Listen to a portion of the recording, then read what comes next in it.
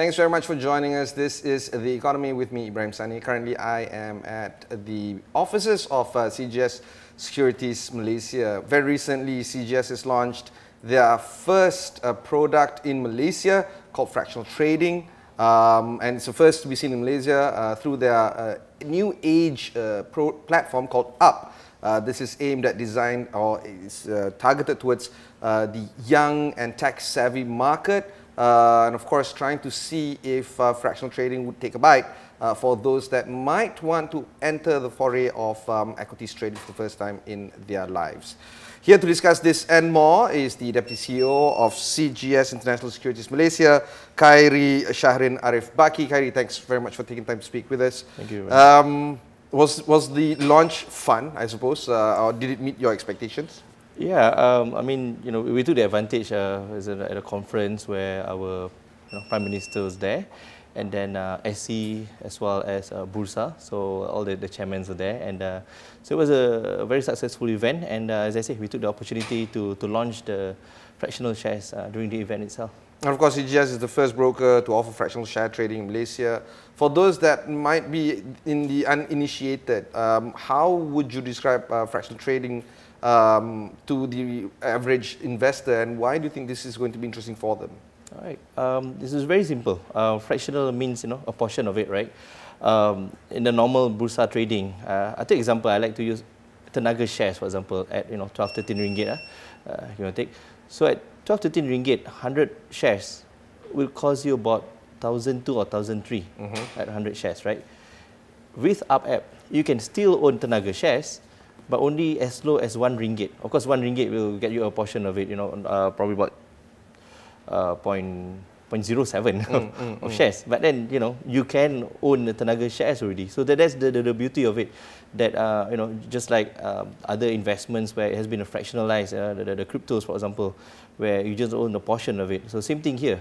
You can own tenaga of any of the shares. Of course, right now we are limited to the KLCI or the Bursa Top 30 at a fraction and as low as 1 ringgit. So that's the beauty of it. That anyone now can start invest.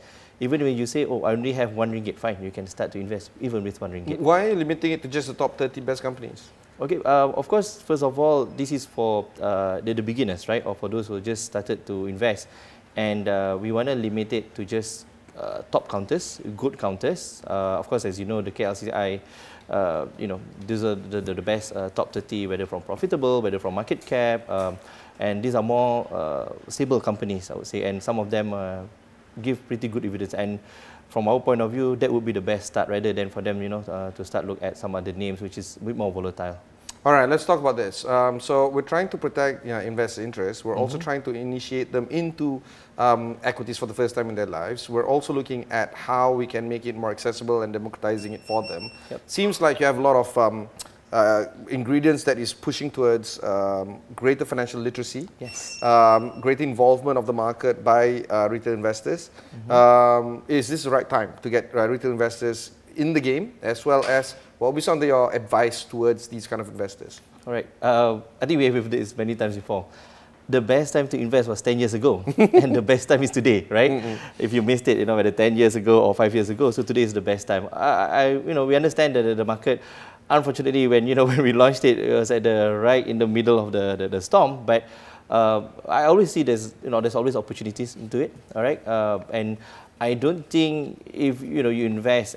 I mentioned just now 1 ringgit. Even if you invest with 10 ringgit, it's a cup of a coffee nowadays, right? I mean, we see university students, spending quite a lot, more than that, right, for a cup of coffee. So hence, I don't see any reason, if you buy something at 10 ringgit and you lose 10% of your investment or 20% of investment, it just dropped from 10 ringgit to 8 ringgit. I mean, it's not gonna. But the beauty of it is like they will learn. They will learn that the market is volatile. That not necessarily if I put in 10 ringgit, every time it's going to become 15 ringgit, 50% or whatever. That it's volatile. So it teaches them, there's a risk. And then you asked me about the KLCI.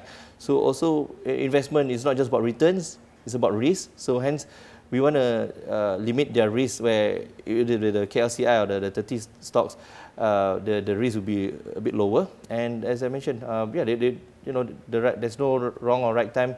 And we felt that the conference itself is an ASEAN investment conference.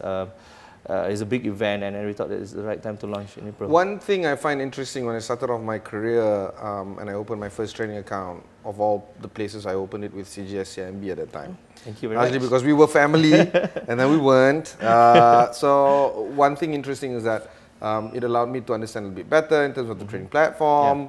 And of course, you know, the news that we see every day and how that particularly impacts the way I would invest, including, say, for instance, what we saw in recent weeks, the tariff war, China overtures, Malaysia and ASEAN movement that we're seeing this next few weeks and perhaps months. And all this, of course, impacts trade and how this will go up and down, I suppose.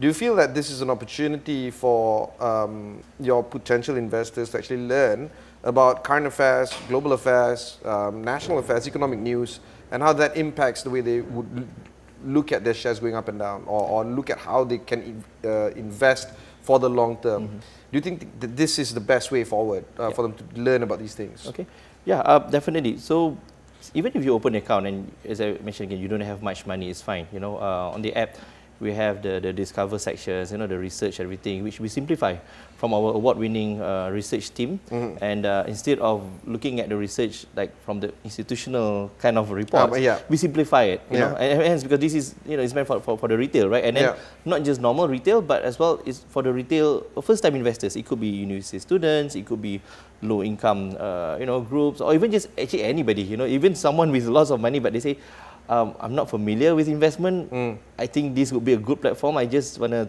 you know, put 50 ringgit of my money, and they can, right? As I mentioned to what we, you know, the minimum amount if you want to spend in the normal 100 shares in Bursa. So you can start with any amount, and yeah, we have the research reports. The team has started doing webinars as well. We go down to the universities, you know, I'm going to go to one of the universities up in the north tomorrow actually to share some of this. Our team was in another university last week, so it's an ongoing thing that we're doing with a lot of the universities. It's about them understanding, like, look, you know, your first step, it doesn't have to be a big amount, you know, and your first step, you don't have to be afraid of it, because sometimes, you know, when there's too much, so what we did, in a way, we lowered the barrier, whether in terms of amount to invest and to approach the whole thing. Like, it is very user friendly. It's a simple app. You know, you're using smartphones. You download all kinds of apps. So this is one app that I think, for Malaysians especially, it's very important that they make that first step. Okay, let's talk about the app itself. It's called Up. It's pretty simple and it's pretty straightforward. How is this different from your previous apps that CGS has launched before this? Okay, first of all, fractional. Never been done in Malaysia before. I mean, there are other platforms that offer fractional, but it's for US or other markets, but never for Bursa. So we're the first one to do for Bursa. The second thing is that how different it is. It's simple and zero brokerage for the buy. All right, and what we have added a wonderful feature in it. We call it regular saving plans, but in other words, it's like a regular investment plan, right? You can set yourself whether on a weekly basis or monthly basis to put in 50 ringgit or 100 ringgit, and then, you know, you can choose where you want to invest, and it will automatically invest for you. And that is something new that we feel for anyone who just want to have some exposure into certain names. So, for example, we haven't added ETF yet, which we will, just for your information. It's okay, slowly. For diversification. But ETF is in the works, lah. Yes, definitely. Yeah, ETFs, and even outside of the top 30 stocks, what we have in mind also to include high dividend stocks. Oh yeah. Yeah. So that will help, right? I mean, in terms of. So it sounds like you might be opening up to the top. Outside of the KLCI 30. Yes, that's the plan. It's not there yet, but yeah, that's definitely that we were heading towards that. Yeah. And then, of course, is it open to Malaysians only? We open to Malaysians, yes. And foreigners? Okay, foreigners, we also have the Up app in Singapore, since, you know, we're a regional company, so they can also register through that. I think for here, we do keep it for Malaysians. Yeah. Okay, let's talk about the save up feature in the app. Yes, yeah. So that's the one that I mentioned just now, the regular savings plan, where you can put whether on weekly basis, every fortnightly or monthly basis, any amount that you have in mind, and it will just auto deduct from your account. And you mentioned that because CGS operates in various markets right now, and as I understand it, it's for now it's just Singapore and Malaysia. Yeah. Is there going to be a plan in store for you to roll out, or suggest international to roll out the Up app elsewhere elsewhere around the markets that you operate in? Yeah, there's plans for that. I mean, it all depends on the demands and the readiness of each market and the teams over there. So we launched this in Singapore. So when we launched in Singapore, it was for Singapore market and Malaysia market, Bursa. When we launched our Up Malaysia just for Bursa, and I think we're quite happy. Bursa has been, a very vibrant market in that sense, especially if you see last year, right? And the number of stocks that has been performing has been very well. Of course, this year is a bit slow, but we believe, we just, for the time being, we're just going to focus on Bursa. I think it's more than enough. I mean, for a first-timer or a beginner, right? I mean, you're not going to invest in too many stocks. What you just need is some exposure and that learning process. And I believe after Bursa, as I mentioned, we are looking at the ETFs that we have in Malaysia. I think Bursa has, I think it's about 18 or 20, low 20s number of ETFs, which should be enough in terms of diversification. And then we will add a few more of the high dividend yield stocks. I think that's more than enough for now. Of course, if we have any other plans in the future, we will update more. Investment literacy is a big deal for all of us to actually comprehend. Where do you see investment literacy comprehension in the Malaysian market, especially among Malaysian youth? And how does this compare against, say, other forms of financial literacy that you see around the markets that you operate in? Okay. How far are we from that gap? And if so, would having this kind of exposure towards products like fractional shares and some exposure through your Up app program, would that help kind of close that gap of investment literacy? Yeah. I mean, we've seen this for many years. We know there's all these financial literacy issues. We see day to day or on daily basis, right? All the scams that's happening all over, right? So we want to play our role. So this is part of our social responsibility. Sorry, I'd like to posit that financial scam affects boomers more than the young. Yeah. Digital natives are not easily scammable. Yeah. I'll be surprised. Yeah, I mean, like, okay, but on average, I suppose. Yeah. More boomers, I would say, because of the, because my mother would get scammed every Friday, and my 13-year-old son is not easily scammed at all. So there's that. Yeah, true. Okay, let me rephrase that again. We're afraid that it might happen to them, right? So we take first steps. So we've been working with the universities, for example. We have trading labs in quite a number of universities across Malaysia. We have programs with them even before we launched this Up app.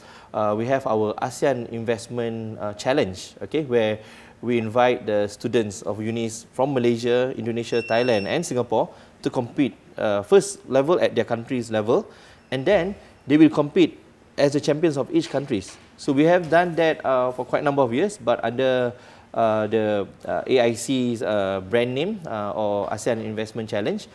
This is the third year, and I'm happy to say that for the past 2 years, the champions of ASEAN has been Malaysians. Oh yeah? Yes. Oh. Yeah. So this is from local universities here. Yeah. They competed at Malaysia level and they won. The person won. Yeah. And then they compete at the ASEAN regional level. Regional level with all these countries. And the past 2 winners are Malaysians. So I'm very happy. So I think we are doing the right thing here in Malaysia, working with them. Those who are in the finalists, we also mentor them. So my team mentor them. I had sessions with them as well, so it's not just at low level, at every level we work with them. Our research also play a role, our retail side as well. And they have, it's not just about, we give them, it's a virtual money, right? Like say 100,000 or something. It's not just about making the most profit. It's not just about that, because at the final level, right, they have to present their case. They have to really, come up with their own slides and their own materials. And then the judges are, from overseas. There are some from Hong Kong as well. We flew them in. So it's a very open, and then everyone was competing for it, and a very good prize money, I must say. Yeah. For the students. For the winners, yeah. Let's talk about that, and how does that translate to your wider audience and your wider target segment in terms of your customers? I mean, webinars is an idea, and of course other simplified research reports are also an idea. But what about your approach towards social media? Do you feel that TikTok is the way forward, or long form videos on YouTube? Is that the best forward to reach, or the best way to reach young investors and educate them in investment literacy? Yeah, definitely. I mean, if I closely to myself, I have young children, between 9 to 16. Yeah, they watch YouTube quite a lot. Not much on TikTok, I guess somehow, whatever it is, but yes, TikTok, social media in general, is a place for us to be in, and for us to promote it, because we feel the numbers of hours spent by them, right, on daily basis or on a weekly basis is quite high. So yeah, that's very much the place where we need to be in. I don't know about, we can come up with something on Roblox probably in future. Yeah, gamification. Yes, yeah. Okay, circle back to fractional trading. Do you see fractional trading having any benefit to these kind of investors, considering that they trade in such small quantities? And while this is, trying to teach them temperament in terms of how to invest, it might also not grow their objectives in terms of investment targets. Right. So how do you marry that kind of idea where there is an investment target that they want to achieve versus that small amount of fractional trading? Right. Where we start in this fractional is just for them to be introduced to the investment world, especially on the equity side, right? As when they want to invest on the bigger side, say they start working, say we take a uni students for example, right? Say they start working, they earn some income, and say, look, fractional is not for me, I want to explore further. We definitely already have all these platforms already. It's just that there's a transition, there's a journey for that, right? For those who have little amount of money or small amount of money and they just want to test it out, you come to UpApp. Yeah. And when you're ready, our team is there. We have our data analytics team who, do our works behind the scene, understanding the clients and who to target and everything, the market segment. So yeah, we will do our part, and we'll take them along this journey. We know who's doing what, and they're not active, but those who are active, and we can see after when they reach certain level, then we can have that data and approach them directly, right? As I mentioned, whether it's social media or through the information that we have, we can target them. So that's the beauty of us having the data analytics behind the scene. The next few questions is going to involve markets. I want to pick your brain in terms of where the direction is going to be. Okay. Considering that since the announcement of the tariff and the announcement of the pausing of the tariff over 90 days, President Xi Jinping was in town, and not just in Malaysia. He came from Vietnam and he left for Cambodia. And there are some announcements that he might go as far as Africa. To visit some trade partners there. We saw how the markets tumbled. The Dow Jones dropped by I don't know how many percent, and the equities as well as fixed income. Both have dropped in tandem. So U.S. Treasuries is not it's not a safe haven kind of thing anymore. Is it bottoming out, or is this going further? Okay, so. Well, I came to the industry some 20 plus years ago, right? I mean, after the financial crisis, then we had September 11, right? I mean, that's your initiation into the into the market, right? Mine was 2008, but yeah. And then we had 2008. So there was a gap about say September 11 to 2008, about 7 years, right? And then we had some really pretty good years, right? Up until 2020, right? Market bounce, it drops again in 2022. Quite a bad year, right? 2022, and then market recovers, especially last year. And then we got another hit. So you can see the duration, right, is just getting shorter and shorter. So we kind of live in a different world now as compared to before. So the frequency, it happened in 2020, 2022, now 2025. So I think for investors also, they have to take this into consideration that things are very different now. So you touched about the tariff. I just, we just had our research, report came out for the second quarter, as well as the impacts on this tariff. So we did the numbers. I'm happy to say that for Malaysia companies, and as I mentioned, we just focus in Bursa, right? Yes. Our UpApp, very little impact. If I'm not mistaken, it's less than 5% for Malaysian companies in terms of our exposure to the US, to the global market. On the tariff impact on this. So it's very minimal. We still have a lot of good companies that have good, and then. Take gloves for example. The Chinese one's going to have a bit more impact. And where the gloves going to come from? Malaysia. I mean, is this going to be more expensive for the US market for sure? But if it's an aging population, the healthcare needs the gloves. They need the gloves, no matter what's the price, right? Yeah. The insurance cost may be going to be higher there. Yeah. But the for an export market. Yeah. I mean, for them importing the gloves will be more expensive, but they still need the gloves. This is a necessity. This is not a luxury items where they can opt not to buy. So they have no options. It's just that buying Malaysia gloves is going to be a better option. This is just one of the many kind of commodities and other trades that are currently happening. Yeah. So for Malaysia, we're fine. I mean, you can see, the President Xi Jinping. What about the semiconductor business? Of course, it's going to impact. Of course, tech is still going to have a bigger impact, but it's still the same. I mean, we've been in this environment for a long time, and looking at, if US charge this, there's definitely going to be an impact to the tech side, right? But then, you look at what Malaysia is compared to other markets, ours is still bearable, and they still have to import something. So if the demand is low, then definitely there's going to be impact on the tech side in Malaysia for sure. But they still have to get it from somewhere, and getting it from Malaysia would be probably the cheaper cost than other markets. Yeah. And then because of this, what's your advice to investors when they read the news and they see all red on their screen? Okay. What's your comment? Yeah. This is something that I always tell people. When you see all these sale or discount on Shopee or Amazon, you'll be happy, right?